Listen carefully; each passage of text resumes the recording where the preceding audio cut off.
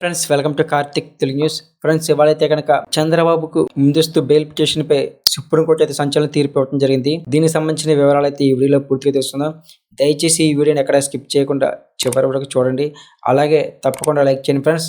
అలాగే మరిన్ని ఇలాంటి అప్డేట్ న్యూస్ తెలుసుకున్నట్లయితే నా ఛానల్ సబ్స్క్రైబ్ చేసుకుని నాకైతే సపోర్ట్ ఇవ్వండి. మరి మనం వివరాలకు వెళ్ళిపోతే కనుక ఏపీలో విపక్ష టీడీపీ అధినేత చంద్రబాబు నాయుడికి సుప్రీంకోర్టులో ఇవాళ ఊరట లభించింది. గత టీడీపీ ప్రభుత్వంలో అక్రమాలు జరిగినట్లు సిఐడి దాఖలు చేసిన కేసులో గతంలో హైకోర్టు బెయిల్ మంజూరు చేసింది. దీన్ని సవాలు చేస్తూ వైసీపీ ప్రభుత్వం సుప్రీంకోర్టును ఆశ్రయించింది. దీనిపై విచారణ జరిపిన సుప్రీంకోర్టు ఇవాళ తన తీర్పునైతే ప్రకటించడం జరిగింది. ఈ వ్యవహారంపై వైసీపీ ప్రభుత్వానికి గట్టి ఎదురుదెబ్బ తగిలింది.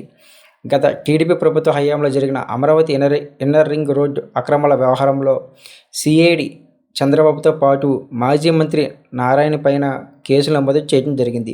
ఈ కేసులు సిఐడి అరెస్టు చేసే అవకాశం ఉండటంతో చంద్రబాబు హైకోర్టును ఆశ్రయించి ముందస్తు బెయిల్ పొందారు.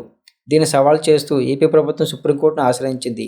ఇక చంద్రబాబుకు బెయిల్ ఇచ్చే విషయంలో హైకోర్టు కొన్ని అంశాలను పట్టించుకోలేదని తెలిపింది. దీనిపై సుప్రీంకోర్టు విచారణ జరిపింది. ఇవాళ ఏపీ ప్రభుత్వ పిటిషన్లు కొట్టేస్తూ తీర్పు వివరించింది. అమరావతి ఇన్నర్ రింగ్ రోడ్డు కేసులో చంద్రబాబుకు హైకోర్టు గతంలో ఇచ్చిన ముందస్తు బెయిల్ను సుప్రీంకోర్టు సమర్థించింది. ముందస్తు బెయిల్ వల్ల దర్యాప్తుపై ప్రభావం పడుతుందని ఏపీ ప్రభుత్వం వాదనను సుప్రీంకోర్టు తోసిపుచ్చింది. అలాగే ముందస్తు బెయిల్ వల్ల దర్యాప్తుపై ఎలాంటి ప్రభావం పడదని తేల్చి చెప్పింది.